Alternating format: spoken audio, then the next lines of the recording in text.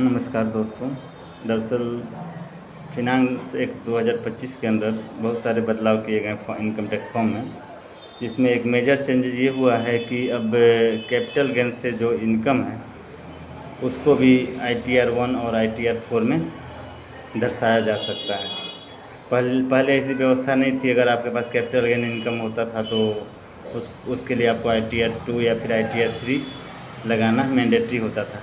लेकिन इस साल सरकार ने फॉर्म को और आसान कर दिया है।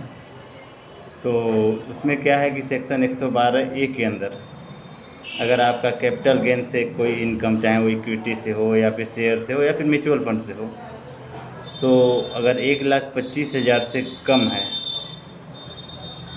1,25,000 चूँकि एग्जम्पशन लिमिट है, इतना तक अगर आपका इनकम है तो छूट प्राप्त है।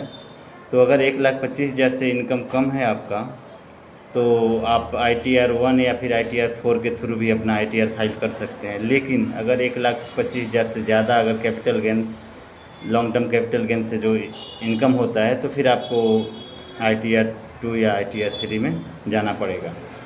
तो सरकार ने एक व्यवस्था की है। तो आप इस चीज़ को जान लें कि अगर आपका इनकम कैपिटल गेन से जो है 1,25,000 तक है, तो आप ITR 4 या फिर ITR 1 में शामिल करके ITR फाइल कर सकते हैं। ये एक मेजर चेंज इस बार के फिनांस एक्ट में किया गया है, जो कि असेसमेंट ईयर 26-27 में लागू हो जाएगा।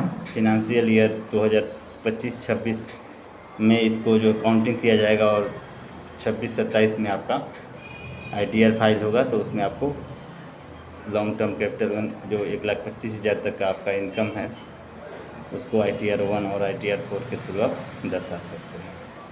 फिर और कोई अपडेट होगा फिर आपको दूसरे वीडियो में दूंगा। Thank you.